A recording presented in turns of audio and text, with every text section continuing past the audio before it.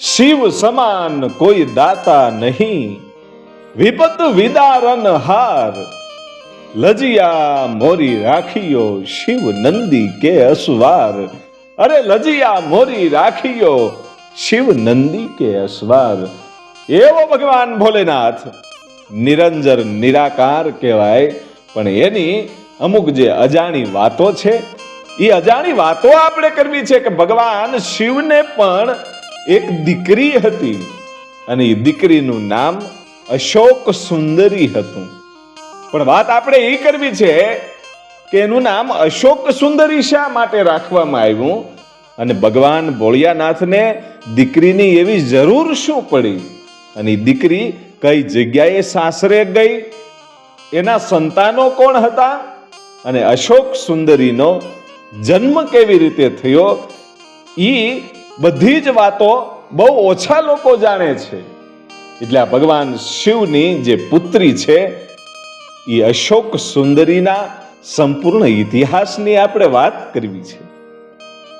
ભગવાન શિવ અને માં પાર્વતીજી છે એ બંને એમ કહેવાય છે કે કૈલાસ પર્વત ઉપર બેઠા છે અને એમાં ઘટના કેવી બને છે.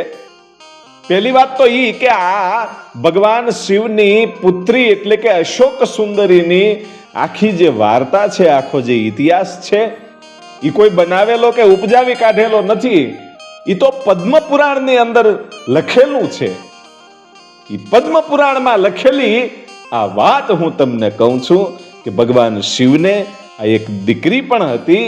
ભગવાન શિવ અને માં પાર્વતીજી છે એ કૈલાસમાં બેઠા છે ભાઈઓ, અને ભગવાન શિવ તો હજારો વર્ષની તપસ્યામાં વયા જાય અને ઓમ ઓમ ના જ્યાં નાદ નીકળતા હોય એવો ભગવાન શિવ અને ભગવાન શિવની જેદી તપસ્યા ખુલી ત્યારે માં ભગવતી પાર્વતીજી અને ભગવાન શિવ છે એ બેઠા બેઠા હામા હામા મીઠી મીઠી જ્યારે વાતું કરે છે એ વખતે માં પાર્વતીજી છે એ એમ કહે છે કે તમે તપસ્યામાંથી જાગ્યા છો, હજારો વર્ષના વાણા વાઈ ગયા છે, એટલે મારે તમારી સાથે ક્યાંક વિહાર કરવો છે, ક્યાંક આપણે ફરવું છે. અને માં પાર્વતીજીને ભગવાન ભોળિયાનાથ છે એમ કહે છે કે તમે કયો તે ઈ જગ્યાએ લઈ જવા છે, તમને આપણે આનંદ કરવો છે.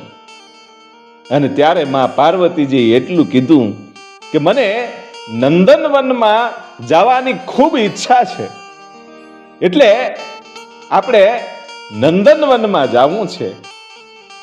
એ વાત માં પાર્વતીજી છે એ ભગવાન ભોળિયાનાથને કરે છે અને ભગવાન ભોલેનાથ કહે છે કે કાંઈ વાંધો નહીં, આપણે નંદનવનમાં જઈએ.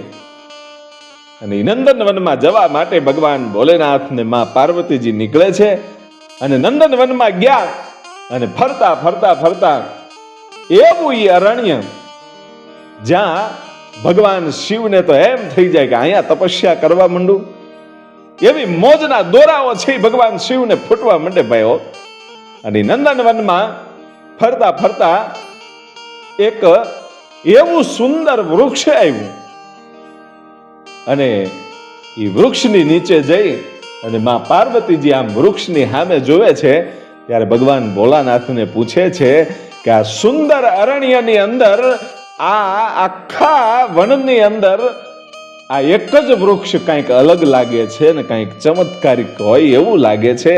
અને ત્યારે ભગવાન શિવ એને એટલું કહે છે પાર્વતીજીને કે દેવી એ કોઈ સામાન્ય વૃક્ષ નથી, કે તો ઈ તો કલ્પ વૃક્ષ છે. હે કે કલ્પ વૃક્ષ છે? એમ કે હા, કે કલ્પ વૃક્ષ નહીં તો મેં એવી વાત સાંભળી છે, માં પાર્વતીજી કહે છે કે તમે માંગો એ આપે અને બધી ઈચ્છાઓ પૂર્ણ કરે. શું હકીકત આ વૃક્ષ છે એ કલ્પ વૃક્ષ જ છે? કે હા. અને ત્યારે માં પાર્વતીજી છે એ કલ્પ વૃક્ષની પરીક્ષા કરવા માટે એને મનમાં એવો વિચાર આવે છે કે હકીકત શું આ કલ્પ વૃક્ષ હશે ખરું, એ ઈચ્છા પૂરી કરે ખરું? એની પરીક્ષા કરવા માટે એ વૃક્ષની સામે માં પાર્વતીજી એમ કહે છે કે હે કલ્પવૃક્ષ, મને એક સુંદર મજાની દીકરી આપો. ઈ માં પાર્વતીજીએ પોતાના હૃદયમાંથી ઈ શબ્દો આવ્યા. કાંઈક એવી ઘટના બનવાની હશે, ભગવાન ભોલેનાથ કાંઈક જાણતા હશે, એટલે જ તો આ બધી ઘટના બને. અને માં પાર્વતીજીએ જ્યારે સુંદર મજાની દીકરી માંગી એટલે તરત જ ઈ નાનકડી એવી દીકરી છે એ પ્રગટ થાય છે અને પૂછે છે કે માતા, મને પ્રગટ કરવાનું, મારી ઉત્પત્તિ કરવાનું કારણ શું? મને કામ સોંપો.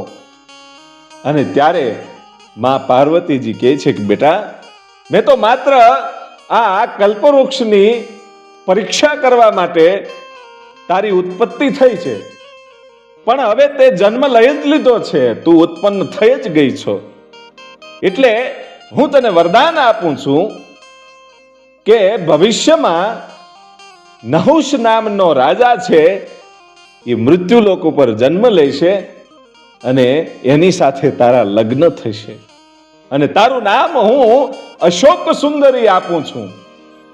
કારણ કે તું એટલી સુંદર છો એટલે તારું નામ અશોક સુંદરી છે.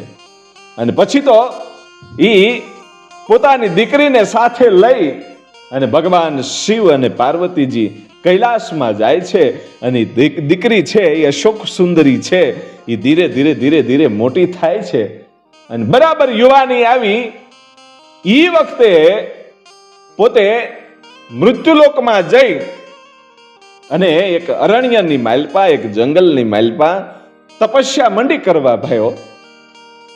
કારણ કે આ તો ભગવાન ભોલેનાથની દીકરી, માં પાર્વતીજીની દીકરી અને કલ્પવૃક્ષ દ્વારા એનું સર્જન થયું હતું. એ અશોક સુંદરી છે એટલી રૂપવાન હતી અને પાછી જંગલમાં તપસ્યા કરવા માટે ગઈ અને તપસ્યા કરતી હતી અને એ વખતે એક ઘટના બને છે. શું કે એક જંગલમાં રખડતો ભટકતો એ અસુર, એનું નામ હુંડા હતું. એ હુંડા નામનો જે અસુર છે ઈ આ અશોક સુંદરીને જોઈ ગયો ભાઈ અને એના રૂપ ઉપર આમ મોહી ગયો ભાઈ કે ભાઈ ભાઈ રૂપમાં કાંઈ ઘટે નહીં, પણ ખબર નથી કે આ કોણ છે. આ તો શિવની દીકરી ભાઈ. અને એમ કહેવાય છે કે એની તપસ્યા ભંગ કરી અને આ અસુર એમ કહે છે કે હું તારી સાથે લગ્ન કરવા માંગુ છું. અને ત્યારે અશોક સુંદરીએ કીધું કે અત્યારે તો હું તપસ્યા કરું છું, પણ કદાચ મારે જો તારી સાથે લગ્ન કરવા હોય તોય નહીં કરી શકું. કે નહુષ નામના રાજા છે એની સાથે મારું સગપણ નક્કી થઈ ગયેલું છે, એટલે મારા લગ્ન તો એની સાથે જ થશે. છતાંય ખૂબ જબરજસ્તી કરવા માંડ્યો. જબરજસ્તી કરી છતાંય આ અશોક સુંદરી છે એ માનતી નથી.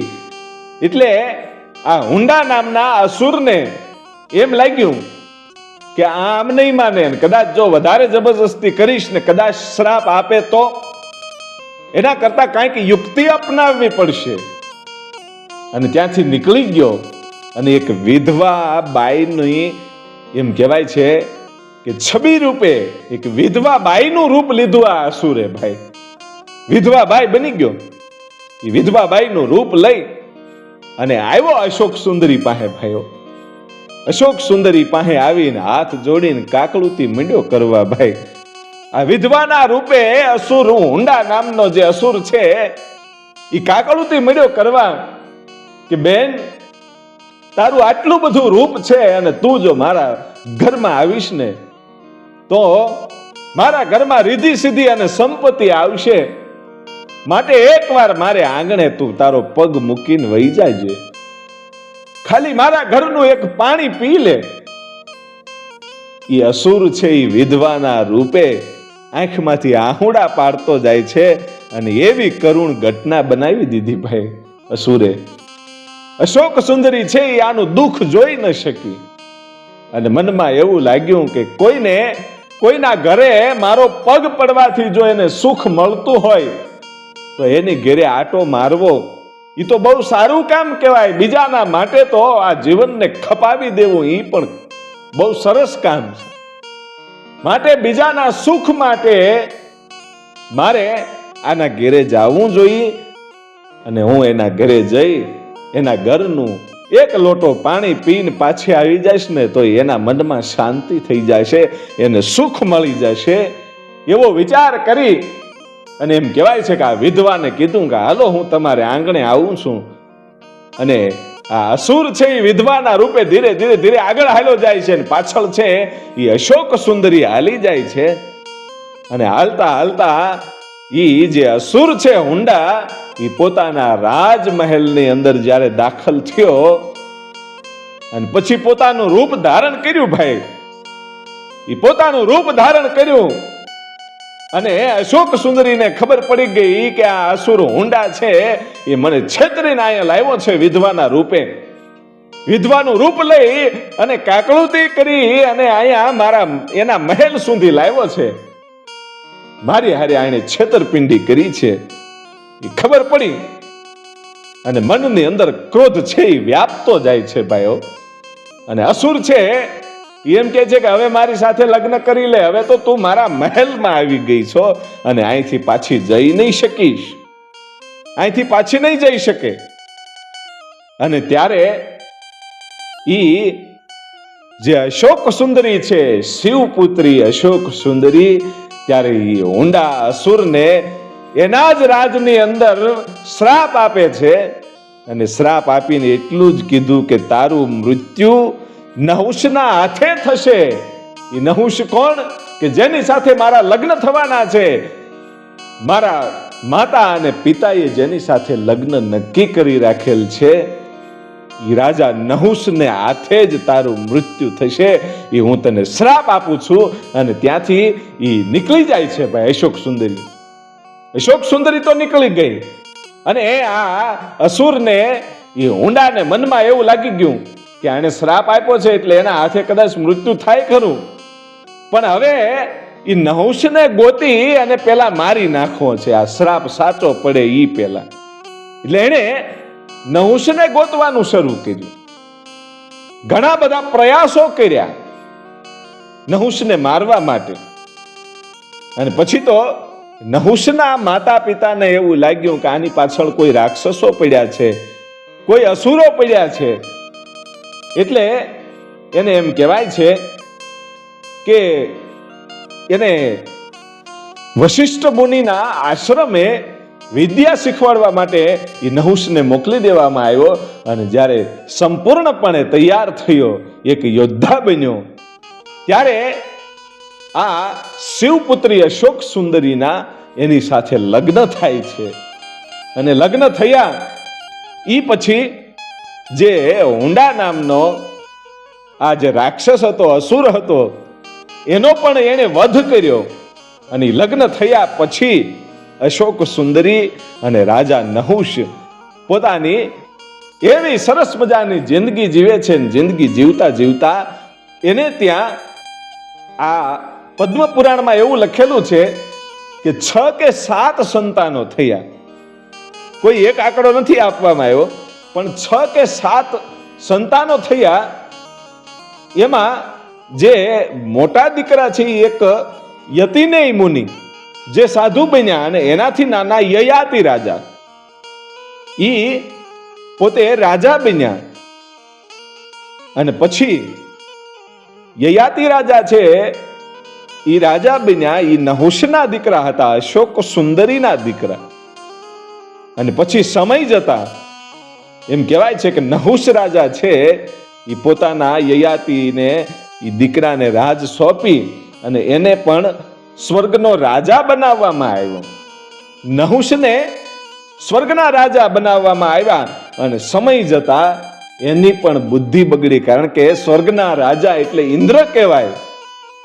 અને ઇન્દ્ર બન્યા પછી થોડોક ઘમંડ આવ્યો, અભિમાન આવ્યું. અને એમાંથી ઇન્દ્રની પત્ની એટલે ઇન્દ્રાણી એની ઉપર પોતે મોહિત થયા. એટલે એને શ્રાપ મળ્યો. અને શ્રાપ એવો મળ્યો કે હે નહુશ રાજા, તમે આવું નબળું કૃત્ય કર્યું છે એટલે તમે સાપ બની જાઓ. એટલે શ્રાપમાંથી બચવા માટે પોતે ભાગી જાય છે ને એક પાલખીની અંદર સંતાઈ ગયા ત્યારે અગસ્ત્ય મુનિએ એને ગોતી લીધા અને સાપ બનાવી દીધા. અને પછી તો એમ કહેવાય છે કે એ શ્રાપનું નિવારણ માટે આ સાપ બની ગયેલો, નાગ બની ગયેલો નહુષ નામનો રાજા એ ખૂબ પ્રાર્થના કરે છે કે આ મને શ્રાપ મળ્યો છે એનું કાંઈક નિવારણ બતાવો, નહીતર હું આજીવન આવી રીતે સાપ જ રહીશ, નાગ જ રહીશ. અને ત્યારે અગસ્ત્ય ઋષિએ કીધું કે તમારા જે સંતાનો છે યયાતિ, એ યયાતિના એમ કહેવાય છે કે જે વંશવેલો છે આગળ વધશે, એમાં પાંડવો થશે. અને એ પાંડવો જ્યારે હિમાલયમાં જતા હશે ત્યારે તમે એને મળજો, ત્યારે તમારા શ્રાપનું નિવારણ થશે. એટલે આવી રીતે આખો ઘટનાક્રમ બન્યો. એટલે યયાતિ જે રાજા હતા એ અશોક સુંદરીના દીકરા હતા. અને યયાતિના એમ કહેવાય છે કે એણે 2 વંશજો સ્થાપ્યા, યદુવંશ અને કુરુવંશ એની સ્થાપના કરી. અને એમાંથી કૌરવો અને પાંડવો થયા. એટલે આ આખી ઘટના હતી અશોક સુંદરીની. એ અશોક સુંદરી એટલે માં ભગવતી પાર્વતીજી અને ભગવાન ભોળિયાનાથના દીકરા હતા. અને અહીંયા આ વાર્તા પૂરી થાય છે. હવે પછી આપણે મળીએ છીએ આગળના ઇતિહાસમાં. ત્યાં સુધી આપ સૌને જય ભોલેનાથ, જય ભોલેનાથ.